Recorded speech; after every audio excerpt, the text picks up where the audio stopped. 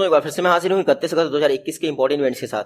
तो आज 31 अगस्त तक के करंट अफेयर्स कंप्लीट हो जाएंगे, मतलब कि संडे से पहले सारे करंट अफेयर्स रूटीन पे आ जाएंगे। पीआईबी के पीडीएफ बन गए हैं, वीडियोस पेंडिंग है, तो जल्दी से जल्दी उनको कवर करने की कोशिश करूंगा, खास करके 5 सितंबर तक के लिए, क्योंकि नाबार्ड एग्जाम में 5 सितंबर तक का पीआईबी जरूर पूछा जा सकता है। पहला क्वेश्चन है, टॉप 20 डेयरी कंपनीज की लिस्ट में अमूल की रैंक क्या है? तो टॉप 20 डेयरी लिस्ट में अमूल की रैंक है 18th। अमूल 18वें प्लेस पे है। हालांकि अमूल को जो है 2 प्लेसेस का नुकसान हुआ है। लास्ट ईयर अमूल की रैंक थी 16th, इस बार क्या है 2021 में 18th। देखिए, रबो बैंक द्वारा ग्लोबल टॉप 20 डेयरी कंपनीज की लिस्ट जारी की गई है, इसमें अमूल 18th प्लेस पे है, आपको याद रखना है।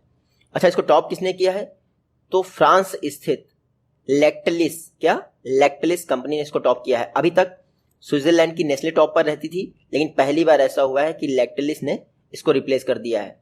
तो टॉप किया है लैक्टलिस ने, सेकंड आई है नेस्ले। नेस्ले कहाँ की है? स्विट्जरलैंड की। मैगी आपने खाया होगा ना, नेस्ले ही बनाता है उसको। चॉकलेट्स खाई होंगी आपने, नेस्ले बनाता है उसको। तो अमूल 18th प्लेस पे है, 2 प्लेसेस का नुकसान हुआ है, याद रखिएगा। Rao bank global top 20 report, ये डेयरी कंपनीज के लिए जारी होती है, डेयरी कंपनीज के लिए जारी होती है हर वर्ष। नेक्स्ट क्वेश्चन है, रुपे पेमेंट सिस्टम किस वर्ष लॉन्च हुआ था? ये फोर्स नहीं होगा, लॉन्च हुआ। रुपे पेमेंट सिस्टम 2014 में लॉन्च हुआ था। चर्चा में क्यों है? देखिए, रुपे द्वारा एक कैंपेन लॉन्च किया गया। कैंपेन का नाम है फॉलो पेमेंट डिस्टेंसिंग। क्या है? Follow payment distancing. पर्पस है कॉन्टैक्टलेस पेमेंट को बढ़ावा देना। तो रुपे ने follow payment distancing campaign launch किया है। ये याद रखिएगा, कैंपेन का नाम फॉलो पेमेंट डिस्टेंसिंग कैंपेन किसने लॉन्च किया है? रुपे पेमेंट सिस्टम ने लॉन्च किया है, कॉन्टैक्टलेस पेमेंट को बढ़ावा देने के लिए, यानी पेमेंट डिस्टेंसिंग को स्टार्ट करने के लिए। रुपे रुपे किसने लॉन्च किया था? NPCI, national payment corporation of India. इसकी स्थापना हुई थी 2008 में। हेडक्वार्टर मुंबई में है और एमडी एंड सीईओ कौन है? दिलीप आसबे।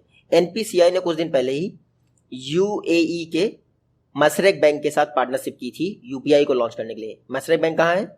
यूएई का। नेक्स्ट क्वेश्चन है, एचएसबीसी में इंडिपेंडेंट डायरेक्टर कौन अपॉइंट किए गए हैं? तो एचएसबीसी में इंडिपेंडेंट डायरेक्टर अपॉइंट हुए हैं रजनीश कुमार। एसबीआई के चेयरमैन, ये देख लीजिए, एसबीआई के चेयरमैन रजनीश कुमार को HSBC bank Hong Kong and Shanghai banking corporation में इंडिपेंडेंट डायरेक्टर अपॉइंट किया गया है। तो याद रखिएगा। इसके अलावा audit committee and risk committee of the company, यानी एचएसबीसी की जो audit committee and risk committee है, उस पर भी मेंबर हैं रजनीश कुमार। तो रजनीश कुमार को इंडिपेंडेंट डायरेक्टर अपॉइंट किया गया है एचएसबीसी बैंक में। एचएसबीसी बैंक 1865 में स्थापना हुई थी, हांगकांग में इसका हेडक्वार्टर है। फाउंडर इंपॉर्टेंट नहीं है, पीटर वोंग इसके सीईओ हैं। नेक्स्ट क्वेश्चन है, सुप्रीम कोर्ट में जजेस के रूप में कितने सुप्रीम कोर्ट के जजेस ने ओथ यानी शपथ ली है? तो हाल ही में सुप्रीम कोर्ट में 9 जजेस ने ओथ ली है। किसने ओथ दिलाई है? चीफ जस्टिस एनवी रमन्ना जी ने। सुप्रीम कोर्ट के इतिहास में ऐसा पहली बार हुआ है कि एक साथ 9 जजेस ने शपथ ली है, जिसमें से 3 महिलाएं भी हैं, याद रखिएगा। सुप्रीम कोर्ट की टोटल स्ट्रेंथ है 34, तो अब 33 हो गए हैं सुप्रीम कोर्ट में जजेस, यानी एक पोस्ट अभी भी वैकेंट है। तो 33 जजेस होते हैं प्लस एक सीजीआई होता है, लेकिन अब सीजीआई को मिलाकर 33 हो गए हैं, एक पोस्ट वैकेंट है। तो पहली बार सुप्रीम कोर्ट के इतिहास में 9 जजेस ने एक साथ शपथ ली है। सुप्रीम कोर्ट की स्थापना की गई थी पहली बार, जो रेगुलेटिंग एक्ट आया था 1773 में, सुप्रीम कोर्ट की स्थापना कोलकाता में की गई थी। वर्तमान सुप्रीम कोर्ट खैर फेडरल कोर्ट का बदला हुआ रूप है, जो कि 1935 के गवर्नमेंट ऑफ इंडिया एक्ट के द्वारा आया था। सुप्रीम कोर्ट का जिक्र संविधान के 5वें भाग में है। आर्टिकल 124 में सुप्रीम कोर्ट की स्थापना का प्रावधान है। सुप्रीम कोर्ट की स्थापना हुई थी 26 जनवरी 1950 में। वर्तमान सुप्रीम कोर्ट की बात कर रहा हूं मैं। वर्तमान में 48th chief justice of India है एनवी रमन्ना जी। हालांकि फर्स्ट चीफ जस्टिस कौन थे? एचजे कान्या जी। अभी तक कोई भी महिला मुख्य न्यायाधीश नहीं बनी है। नेक्स्ट क्वेश्चन है, सुमित अंतिल, इन्होंने पैरालंपिक के दौरान मेंस जेवलिन थ्रो इवेंट में गोल्ड मेडल जीता है। आपको पता है सुमित अंतिल कहां से बिलोंग करते हैं? तो ये बिलोंग करते हैं मेरे ख्याल से हरियाणा से। देख लेते हैं। सुमित अंतिल ने टोक्यो पैरालंपिक में जेवलिन थ्रो में गोल्ड मेडल जीता है F64 कैटेगरी में। देखिए, नया वर्ल्ड रिकॉर्ड बना दिया है 68.55 मीटर का। ये वर्ल्ड रिकॉर्ड याद रखिएगा। जो आपके नीरज चोपड़ा थे उनका वर्ल्ड रिकॉर्ड, मतलब जेवलिन थ्रो कितना फेंका था उन्होंने? 87.58 मीटर। और सुमित अंतिल ने फेंका है कितना 68.55 मीटर। ये सोनीपत हरियाणा से बिलोंग करते हैं सुमित अंतिल। इसके अलावा याद रखिएगा कुछ दिन पहले ही डिस्कस थ्रो यानी पैरा ओलंपिक इवेंट में ही डिस्कस थ्रो विनोद कुमार जी ने ब्रॉन्ज मेडल जीता था, लेकिन कुछ कारणोंवश विनोद कुमार जी का ब्रॉन्ज मेडल ले लिया गया वापस और रोहतक से वो भी बिलोंग करते हैं। और भावनी पटेल, ये तो मैंने बताया था, first Indian table tennis player हैं जिन्होंने पैरा ओलंपिक्स में सिल्वर मेडल जीता है। तो तीनों का नाम याद रखिएगा। नेक्स्ट क्वेश्चन है PFRDA ने जो नेशनल पेमेंट सिस्टम है यानी NPS, इसमें जो एग्जिट एज है उसको 65 से बढ़ाकर कितने वर्ष कर दिया है? तो PFRDA ने NPS में एग्जिट एज को 70 ईयर्स कर दिया है। पहले कितनी थी? 65। ये देख लीजिए PFRDA pension fund regulatory and development authority NPS में इन्होंने 65 ईयर से 70 ईयर एज कर दी है। तो पहले 18 to 65 थी, अब 18 to 70 हो गई। हालांकि जो लोग 65 ईयर के बाद ज्वाइन करेंगे NPS को वो 73 ईयर तक शायद उनका एग्जिट रहेगा, यानी 3 वर्ष एक्स्ट्रा रहेगा। उसके पहले अगर ज्वाइन करते हैं तो 70 ईयर से रहेगा, यानी नॉर्मल एग्जिट से 3 वर्ष कम रहेगा। खैर ये देख लीजिए सेंट्रल गवर्नमेंट यानी गवर्नमेंट ऑफ इंडिया ने नेशनल पेमेंट सिस्टम कब लॉन्च किया था? 1 जनवरी 2004 को लॉन्च किया था। हालांकि ये आर्मीज पर अप्लाई नहीं होता है। PFRDA pension fund regulatory and development authority 2003 में स्थापना हुई थी, नई दिल्ली में हेडक्वार्टर है। चेयरपर्सन कौन है? सुप्रतिम बंदोपाध्याय। नेक्स्ट क्वेश्चन देखते हैं। शांति लाल जैन हाल ही में इंडियन बैंक के MD एंड CEO बने हैं, कितने समय के लिए? तो MD एंड CEO का टेन्योर 3 वर्ष के लिए मोस्टली होता है। रीअपॉइंटमेंट कितना भी हो सकता है, लेकिन अपॉइंटमेंट जब होता है तो 3 वर्ष के लिए होता है।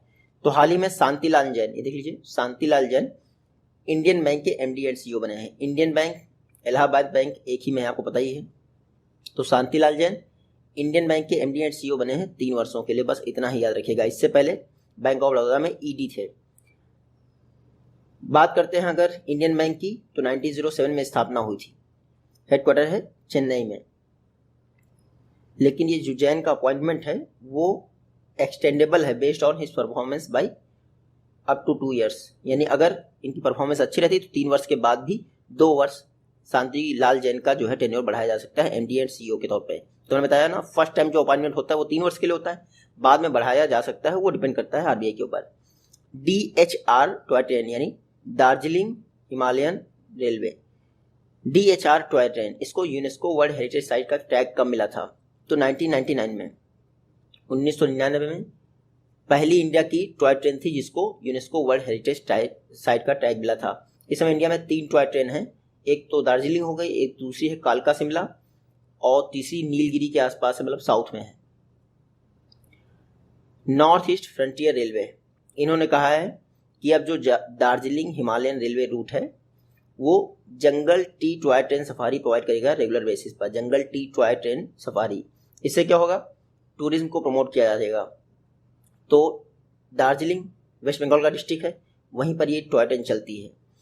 तो नॉर्थ ईस्ट फ्रंटियर रेलवे इसको मैनेज करता है। इसने कहा है कि जो दार्जिलिंग हिमालयन रेलवे रूट है अब वो jungle tea toy train safari provide करेगा।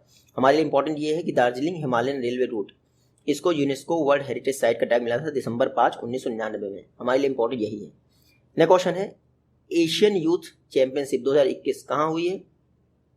तो एशियन यूथ चैंपियनशिप 2021 UAE में हुई है। देख लीजिए इंडिया से 20 मेडल्स जीते गए, जिसमें 6 गोल्ड मेडल्स हैं, 9 सिल्वर हैं, 5 ब्रॉन्ज हैं आपके एशियन यूथ चैंपियनशिप में। ये कहाँ हुई है? दुबई में। जिन्होंने गोल्ड मेडल जीता है वो आप यहाँ पे पढ़ सकते हैं। वुमेन्स की बात करें तो इससे पहले जो आपकी एशियन यूथ चैंपियनशिप हुई थी उसमें इंडिया ने 12 मेडल जीते थे, जिसमें 5 गोल्ड जीते थे। इस बार कहाँ हुई है? इस बार हुई है दुबई में, पिछली बार हुई थी उलानबतार मंगोलिया में। एशियन यूथ एथलेटिक्स चैंपियनशिप हर 2 वर्ष पे होती है एशियन एथलेटिक्स एसोसिएशन द्वारा। पहली बार 2015 में की गई थी। इसमें यूथ कैटेगरी क्या है? 15 से 17 वर्ष के लोग ही पार्टिसिपेट कर सकते हैं। तो एशियन यूथ चैंपियनशिप कहाँ हुई थी? याद रखिएगा दुबई में हुई है। नेक्स्ट क्वेश्चन है इंडिया किस कंट्री के साथ अपनी पहली नेवल एक्सरसाइज करने जा रहा है? तो इंडिया और अल्जीरिया फर्स्ट नेवल एक्सरसाइज करने जा रहे हैं। नाम तो कुछ दिया नहीं है। इंडिया और अल्जीरिया अपनी पहली नेवल एक्सरसाइज करने जा रहे हैं। मेडिटेरेनियन जो भूमध्य सागर है उससे टच करती है अल्जीरिया की कोस्ट लाइन। अल्जायर्स यहाँ की कैपिटल है। इसके साथ पहली बार इंडियन नेवी द्वारा क्या नेवल एक्सरसाइज करने जा रहे हैं। देखिए तालिबान का क्राइसिस आने के बाद कई सारी कंट्रीज अब अपने डिफेंस के विषय में सोच रही हैं, वरना जो सूडान है वहाँ पे आतंकवादी ग्रुप आ जाएगा। ऐसे करके कई सारी कंट्रीज हैं जो आतंकवाद से प्रभावित हैं और किसी दिन आतंकवाद उनको पूरी तरह से ऑक्यूपाई कर लेगा। इससे बेहतर है कि वो अपने डिफेंस पे काम करें। अब अफगानिस्तान में गलती यही हुई कि जब उनको मौका मिला, 20 वर्षों का मौका मिला, तो उन्होंने डिफेंस को स्ट्रांग नहीं किया। सबसे ज़्यादा जोर उनको डिफेंस में देना चाहिए था जब तालिबान जैसा संकट आपके सिर पे खड़ा हो। अल्जीरिया और इंडिया के बीच में क्या होने जा रही है, फर्स्ट एवर नेवल एक्सरसाइज हो रही है। अल्जीरिया यहाँ मैप में आप देख लीजिए, बाकी इंपॉर्टेंट नहीं 2003 में कितना फंड दिया, 2004 में कितना फंड दिया। नेक्स्ट क्वेश्चन है, एकमात्र इंडियन स्टेट जहां पर क्रोकोडाइल की तीनों स्पीसीज पाई जाती हैं। तो एकमात्र इंडियन स्टेट है उड़ीसा। उड़ीसा में भी एकमात्र डिस्ट्रिक्ट है, इंडिया का एकमात्र डिस्ट्रिक्ट केंद्रपाड़ा डिस्ट्रिक्ट। इंडिया का एकमात्र डिस्ट्रिक्ट केंद्रपाड़ा डिस्ट्रिक्ट, यहाँ पर क्रोकोडाइल की तीनों प्रजातियां पाई जाती हैं, जिसमें सॉल्ट वाटर क्रोकोडाइल है, घड़ियाल है, मगर है। ये 3 प्रजातियां केंद्रपाड़ा डिस्ट्रिक्ट में पाई जाती हैं। कौन सा नेशनल पार्क है यहाँ पर, Bhitarkanika national park. Bhitarkanika river के आसपास है Bhitarkanika national park. Kendrapara district में तीनों क्रोकोडाइल की प्रजातियां पाई जाती हैं। जो भितरकनिका नेशनल पार्क है, इसको 2002 में रामसर साइट का टैग मिला था। ये सेकंड रामसर साइट है उड़ीसा की, चिल्का लेक के बाद। चिल्का लेक एशिया की लार्जेस्ट सॉल्ट वाटर लेक भी है और लेगून भी। अच्छा, इंडिया की इनलैंड सॉल्ट वाटर लेक की बात की जाए तो सबसे बड़ी कौन सी है, सांभर लेक। नेक्स्ट क्वेश्चन है, यूएस गवर्नमेंट ने अपना 20 वर्षों वाला युद्ध अफगानिस्तान में समाप्त करने की घोषणा की और उसकी डेडलाइन क्या थी, 31 अगस्त 2021 यूएस के वॉर की डेडलाइन थी। यानी यूएस की फोर्स अफगानिस्तान में 31 अगस्त 2021 के बाद नहीं रहेंगी। हालांकि 30 अगस्त को इन्होंने खाली कर दिया और अफगानिस्तान में क्या आ गया, तालिबान का राज आ गया। अच्छा, ये कब अनाउंस किया था, देखिए 9/11 की घटना के बाद अलकायदा उसामा बिन लादेन को पकड़ने के लिए 20 वर्ष पहले अफगानिस्तान में आया था यूएस। तब से यूएस अफगानिस्तान में ही था और 20 वर्ष से अभी तक 2001 से 2021 तक, तो 20 वर्षों तक यूएस की फोर्सेस अफगानिस्तान में रही और अब वापस चली गई हैं। अफगानिस्तान 20 वर्षों बाद फिर से तालिबान के कब्जे में आ गया है। इससे पहले कब आया था, अगर 1996 के आसपास आया था, तब से 2001 तक आया था, फिर यूएस की फोर्स आ गई थी। नेक्स्ट क्वेश्चन है, ईस्टर्न इकोनॉमिक फोरम, इसकी कौन सी बैठक रशिया में स्टार्ट हुई है। तो ईस्टर्न इकोनॉमिक फोरम 6 बैठक हुई है रशिया में। मैप लगाना भूल गए। करणवीर सिंह जी ने इंडिया को रिप्रेजेंट किया है 6th ईस्टर्न इकोनॉमिक फोरम की बैठक में। देखिए रशियन फेडरेशन द्वारा ये ईस्टर्न इकोनॉमिक फोरम की बैठक की जाती है। क्यों, रशिया का जो ईस्टर्न पार्ट है उसमें इकोनॉमिक डेवलपमेंट को प्रमोट करने के लिए। देखिए ये बैठक कहाँ हुई है, व्लादिवोस्तोक रशिया में। जब नॉर्थ कोरिया के पास आप देखेंगे ना, तो व्लादिवोस्तोक रशिया का ईस्ट में डेवलप सबसे बड़ा पोर्ट भी है। तो व्लादिवोस्तोक में होने जा रही है ईस्टर्न इकोनॉमिक फोरम की 6 बैठक। थीम क्या है, opportunities for the far east in world under transformation. ये बेसिकली रशिया की बैठक है, याद रखिएगा। इंडिया इसमें पार्टिसिपेट करता रहा है, तो इसलिए ईस्टर्न इकोनॉमिक फोरम में करणवीर सिंह ने इंडिया को रिप्रेजेंट किया है। 4 पिलर्स होंगे इस बैठक के, बाकी आप पढ़ लीजिए, इतना इंपॉर्टेंट नहीं। रशिया की कैपिटल क्या है, मॉस्को। करेंसी क्या है, रशियन रूबल। प्रेसिडेंट है व्लादिमीर पुतिन, 2036 तक यहाँ के प्रेसिडेंट रहेंगे। नेक्स्ट क्वेश्चन है, किस स्टेट गवर्नमेंट द्वारा डिसाइड किया गया है कि वो स्पाइस पार्क स्थापित करेगा। तो कर्नाटका गवर्नमेंट, इन्होंने कहा है मसाला पार्क स्थापित करेंगे, नहीं स्पाइस पार्क। कर्नाटका गवर्नमेंट ने डिसाइड किया है कि वो अंबले चिकमंगलुरु डिस्ट्रिक्ट में, कहाँ, चिकमंगलुरु डिस्ट्रिक्ट में स्पाइस पार्क स्थापित करेगा। Karnataka industrial area development board, इन्होंने कहा है 10 एकड़ एरिया में। खैर ये तो इंपॉर्टेंट नहीं है। चिकमंगलुरु डिस्ट्रिक्ट कर्नाटका, यहाँ पर स्पाइस पार्क स्थापित होने जा रहा है। ये जो चिकमंगलुरु डिस्ट्रिक्ट है स्पाइस के अलावा कॉफी के लिए भी फेमस है। कर्नाटका की बात करें, ये है मैप में कर्नाटका। चीफ मिनिस्टर हैं बसवराज बोम्मई, कुछ दिन पहले ही अपॉइंट हुए हैं, BS येदियुरप्पा को रिप्लेस किया है। गवर्नर भी कुछ दिन पहले ही अपॉइंट हुए हैं, थावरचंद गहलोत। तो दोनों का नाम याद रखिएगा। केम्पेगौड़ा इंटरनेशनल एयरपोर्ट यहीं पर है, जिसका नाम बेंगलुरु इंटरनेशनल एयरपोर्ट भी है। किस इंडियन क्रिकेटर ने क्रिकेट के सारे फॉर्मेट से संन्यास की घोषणा की है। तो स्टुअर्ट बिन्नी ने क्रिकेट के सारे फॉर्मेट से संन्यास की घोषणा की है।